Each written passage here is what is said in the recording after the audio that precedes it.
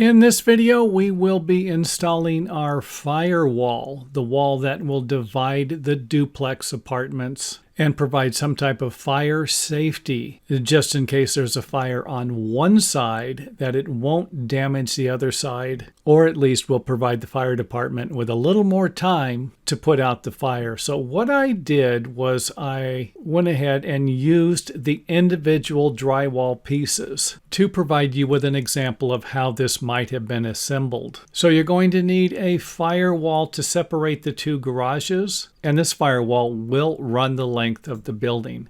It will separate the two apartment units. So I do have a firewall separating the garage from the interior also, and this right here will require a fire rated door, a door with a 1 hour fire rating, along with type X 5/8 drywall that is also rated with a 1 hour burn through rating. A 2x4 that is 1.5 inches thick also has a 1 hour burn through rating. However, I don't think they would appreciate it if you used solid lumber for your firewall because of the gaps in between the lumber. So we're simply going to cut individual sections here and then use a fire rated drywall tape for all of the seams. Just kind of go around here and give you an idea of what it might look like. And for some of you, you might be wondering, can you install fire-rated materials on the ceiling and not this wall above the ceiling? And of course, to answer that question, you would need to check with your local building authorities, building department. Next up, let's go ahead and take a look at another section. I'm not 100% sure of whether or not you would need a fire-rated divider here. However, if you do, it would look something like this. Now, I also want to point out that the moment I close this wall off here and close this section here and then install my roof sheathing, then I'm going to have a closed-in area. Something like this might require cross ventilation. And to get the cross ventilation for something like this, you might need to install a dormer vent over here and a dormer vent over here. Whereas if I didn't have the wall here, I could have a dormer vent on this side and a dormer vent on this side. And keep in mind that this wall over here, the wall on the other side of the apartment, will also need to have a 1 hour burn through, just like this wall here, to separate the garage from the living area. And if we remove the roof sheathing, we can take a look at the next firewall. This wall here will be dividing the two units. And again, we'll have type X 5/8 drywall. And there's a good chance that the wall framing will not go through the drywall. The drywall will be installed first and then the wall. And of course, something like this might require some type of structural connector to connect the plates. And of course, ceiling backing for the drywall.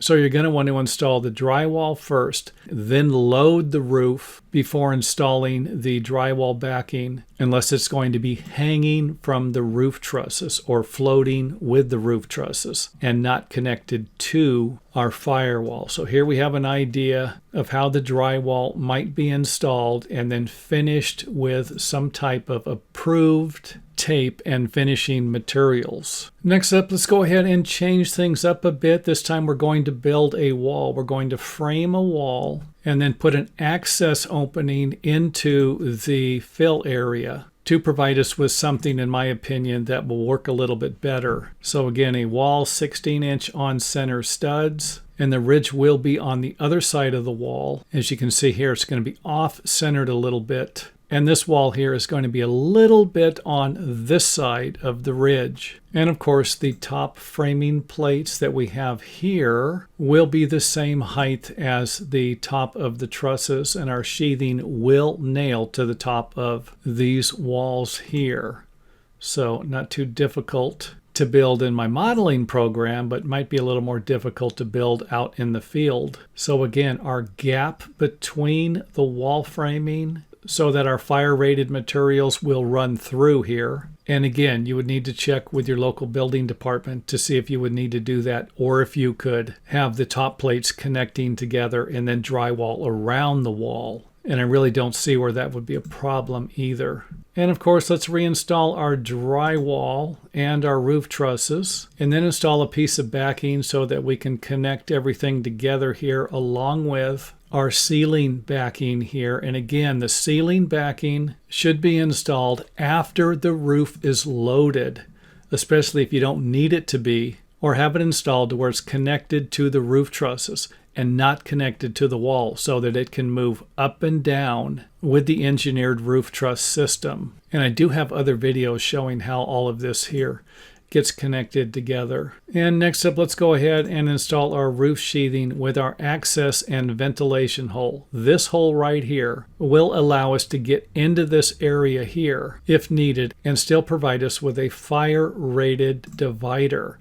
Install our fill, then go ahead and take a look at some blocks you might need to install because we have a little gap here. Remember, I was telling you that this wall isn't directly under the ridge and might require an 1.5 inch thick material. Again, another 1 hour fire rated material. Now, don't be surprised if you need to install a 2-hour firewall here in some cases. And of course, to achieve that, you usually only need to install another layer of drywall. And that layer of drywall is usually going to be installed on the same side. And another view of how the ventilation here might work, we can put one dormer vent here, one dormer vent over here to get some cross ventilation in here from the larger attic to the fill areas. And as always, if you have any questions at all, feel free to leave them in the comment area and I will try to answer them as soon as possible.